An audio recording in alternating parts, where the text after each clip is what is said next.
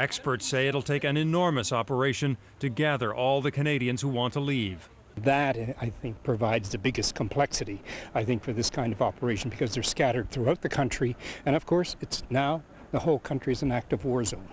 So the pressure is on Ottawa to push for at least a temporary ceasefire.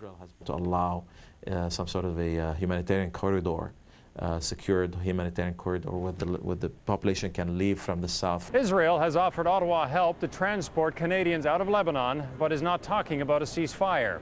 The Israeli government has also expressed sorrow for the deaths of 7 Canadians in Lebanon, but added that Israel will continue to defend itself. Eric Sorensen, CBC News, Ottawa. As Israel continues pounding targets in Lebanon, Hezbollah isn't letting up its attacks either. Today, rockets struck deeper than ever into Israel, reaching more than 50 kilometers south of the border. Laurie Graham traveled to Haifa, Hadera, and Tel Aviv to find out how Israelis are coping.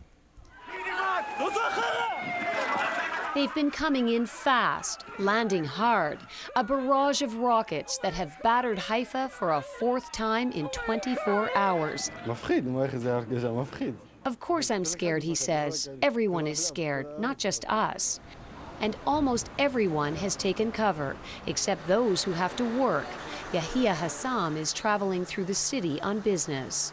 The rockets are falling, he says. We don't know where they're coming from. We don't know where they're going to land. They've landed all over this northern Israeli city. Meni Levy says a rocket hit so close to his apartment, the windows shook.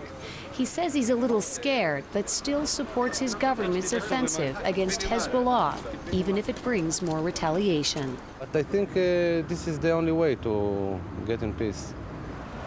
Further south, about 50 kilometers, Hadera, a small northern Israeli town. Over the years, people here have seen their share of violence with a number of suicide bombings. So far, though, in this conflict, they've been out of the line of fire. But some people say they're ready for the rockets, if it means peace will follow.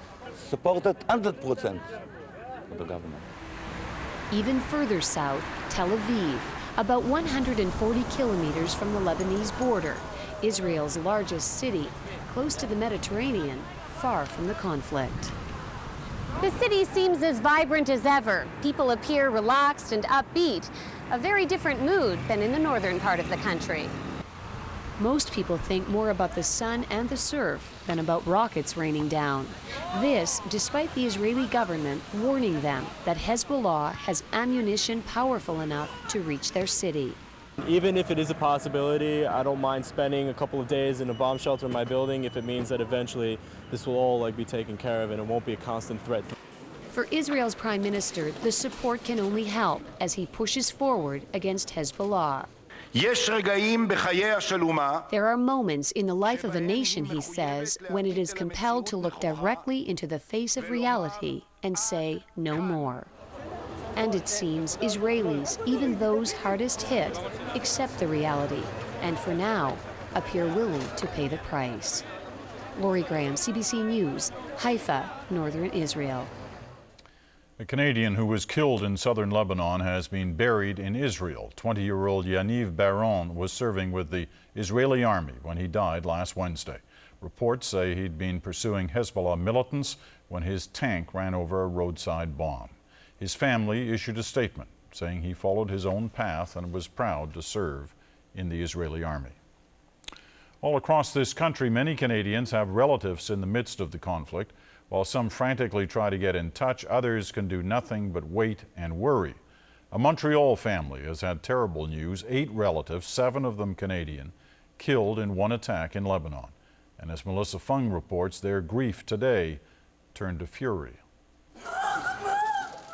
The El Akras family that met the media today is a broken one, shattered by a bomb that blew up on the other side of the world. Je pleure, je sais que mes parents. I cry, she says. I know my parents are dead. I cry because my country is being destroyed. And her family along with it. Her nieces and nephews, 1-year-old Salam, 4-year-old Ahmed, 6-year-old Zainab, and 8-year-old Saja. Her parents and an uncle were also killed. En entendant les bruits des bombes, The last time she spoke with them, she said, they were huddled under a blanket, listening to the sound of bombs, terrified. And now, in their anguish, there is anger. I asked Mr. Harper to listen to us, she says, to tell the truth about Israel. The family says the Canadian government hasn't done enough to help Canadians in Lebanon and hasn't done enough to help resolve the crisis. I need peace, I want peace, I love peace, and we want the peace for all people. Hello? Hello? In Toronto, the Al-Aqra's story weighs heavily on Mohammed Al-Dur. He's been trying all day to find his family. I can't reach them. I can't. First of all, I want to know if my kids are still alive or not. Al-Dur sent his 4 children, ages 5 to 12, to spend the summer with relatives after they lost their mother to cancer last year.